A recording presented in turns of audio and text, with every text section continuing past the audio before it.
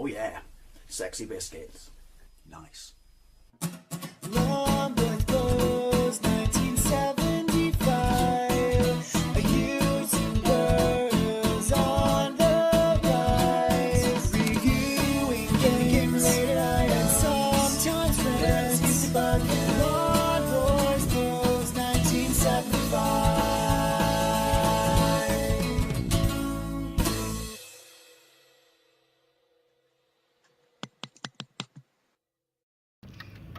Hey YouTube, Long Boys Post 1975, and welcome to the weekly vlog. Welcome to a driving vlog, and it's dark. I've just finished work. I do like, I don't know, maybe it's just a night thing, a nocturnal thing, but I do like driving home from work in the dark. I like leaving for work in the dark. I like dark. Don't know why I said that, a bit random. Anyway, yes, you've read the title. I was talking to someone at work last night. You might say this is a bit premature, but bear with me. It's windy as fuck. But basically, I think it's safe to say we're in the twilight of this generation's life. And how does that make you feel, knowing that you're in the twilight of a console's life cycle? You might say I'm being a bit premature, because you're like, well, hang on, Dave, Microsoft have announced something. PlayStation hasn't really as such. You know, are we really in the twilight? Well, yes, we are. I mean, I think we're probably, next year will probably be the last full release year for these generation of consoles. Where it does get interesting, though, is how does it work with the PlayStation Pro, and more so, how does it work with the Xbox One X? Because it's, you know, such a powerful system. When the new Xbox, they want to say Xbox 2, though, just I don't know, just call it Xbox something, but not 2. Yeah, when the new Xbox comes out, then where does that leave Xbox One X? Because obviously there will always be a kind of, you know, crossover, or, you know, between two systems, like, you know, with the PlayStation 3 and 4 and Xbox 360 and Xbox One, but you know, they'll be winding that down. But with the Xbox One X, because it's such a powerful system, to me, this is where I've not really understood why they released it, or whether it was just to claw back some power against, you know, the PlayStation, because of how underpowered the original Xbox One was to it, or compared to it. But yeah, so when the new Xbox is out, what happens with the Xbox One X? Do they release slightly watered down versions of the games that will run on the new Xbox? I don't know, but that's not what this is about. Like I said, safe to say we're in the twilight of this system. 2019 next year will be the final year, and then after that, hang on 1 second, will be obviously 2020, which pretty much guaranteed will be, you know, the new, I say guaranteed, that might bite me in the ass, but guaranteed launch of the new system. So we've got, what, 18 months, maybe that? I mean, I know I'm late to the party. Just turn the heat off, I'm sweating balls. I know I'm late to the party with the Xbox One. I got it last year, but the point being, I've enjoyed it immensely. I'm a little bit ashamed that I was so late to it.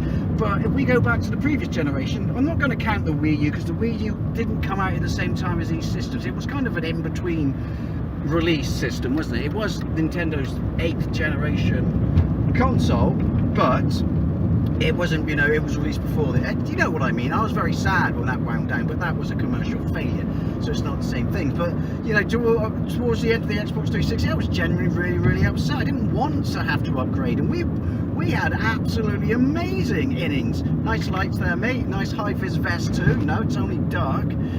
Yeah, we had amazing innings with that, you know, like 10 years when it was, the new one was launched, and so that's fantastic. We're going to be, what, 5, 6 and a half, which you can argue is pretty good, I guess, you know, when these new systems come out. But yeah, I don't know, I always feel there's a point to this waffling. I always feel a little bit sad when it, you know, you get towards the end of something that served you really well, like I said, particularly with the 360, and you've had so much fun with experience with, you know, online stuff, things like that, playing with other people, your mates, and that. It is sad. It is like, without wanting to pile it on a bit thick, like losing an old friend. Sure, you can use it afterwards, but at some point when life goes down on these systems, then whether you can patch or not so much a problem with that previous system, but that's when problems creep in. So I don't know, maybe that generation won't ever truly be retro collectible consoles. I don't know. But I'm sorry, I'm all over the shop. But what makes me particularly sad with the wind down of, you know, these systems, or the you know, being in the twilight of these systems, is we're in new territory. I mean, we know it's coming. I've talked about it a lot, but it is an issue. It is, you know, happening. That consoles are rapidly drifting away from what we would consider or call traditional, you know, gaming machines, devices, I would say, you know, because we are going to end up digital, and that is going to piss me off. I have said in a previous vlog that you know, where Microsoft is going is where I will stick with the next gen, but I would, because they're going to have the two machines, they're going to have a streaming machine variant and an actual, you know, physical traditional console variant. I'm going for the physical traditional console variant, but we're going to be that much closer to, you know, this digital only vision of the future of gaming, which is where all the companies, particularly gaming companies, you know, and obviously people like EA, rubbing their hands together as they can tighten control of the gaming industry even more, shape it in their evil image. But yeah, sorry about that. Can you tell I'm not a massive fan of EA? But yeah, that will be, after that will be properly, you know, safe to say, digital stuff like that. So that makes me that way more even more upset about winding down this generation of consoles, if you will, because it's for all its flaws, it's massive patches, it's massive installation times and stuff like that. You know, there's a great many things about this generation that piss me off. Maybe if you don't own an Xbox One but you're a PlayStation 4, it's different for you. Maybe it's different for me, from, you know, what you're pissed off about. But it's been, you know, by no means an absolutely perfect generation, because that whole digital and having to have the internet thing, you know, has crept in. It's really crept in, but it's not ruled it entirely. You know, it's not being something that this generation is basically the last, I would say, I don't know, that's why I'm waffling about this. I want to know what you think. True generation is true to previous forms, if that makes sense. What we used to with, you know, the 8th, 7th, 6th, 5th generations and stuff like that.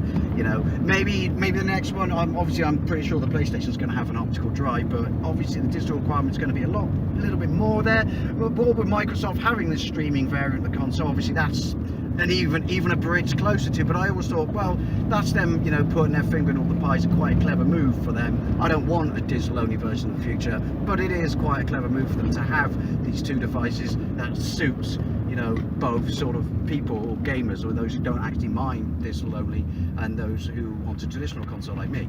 But yeah, once we're past this generation, and definitely the next generation, it's a whole new world. It's Skynet. It's something that I've talked about from this is how prevalent, you know, this change in gaming, it's always been on the horizon. So yeah, I've had my channel for almost 8 years and I've talked about it many times. But when we get to, you know, the next generation, that's it. It's Skynet, it's Terminator. And so yeah, that to me at least, which is why I want to talk about this, is I'm really kind of, you know, my fault for jumping on so late, but yeah, quite a little bit sad and misty-eyed, and, you know, yeah, dare I say emotional for the wind down of this generation of systems, or in my case for the Xbox One, because from here on in, it's, yeah, you know what, from here on in we're not in Kansas anymore, if you know what I mean. So this was kind of a bit all over the place, but, you know, I think some of my best vloggy waffles are. But by the way, this lane's got the best name ever. What is it? I've forgotten. Can't be that good. Wild Country Lane. There's no lights or anything, and yeah, you go through there at night, it's shit your pants tastic. It says there's nowhere to back up and shit, but people come. But never mind. Yeah. So what do you think? Well, you know, are you as worried about the future as me? Is it tainting the? There's a countdown to when we get there, and therefore it's like, I don't know. It almost to some degree stops you enjoying what you have a little bit, because you know where it's going. So yeah, I mean, how do you feel in the twilight of a system's life? You know, all the way back in the day, that's cool. But more importantly, how do you feel in the twilight of a system's life currently, where we are right now, knowing what is coming, more so the next generation than, you know, next year or whatever. But yeah, as always, I'd love to know what you think, and yeah, sorry it's a bit waffly, and yeah, as always, thank you very much for watching, listening really in this case, isn't it? Well, watching the road, and I'll see you later.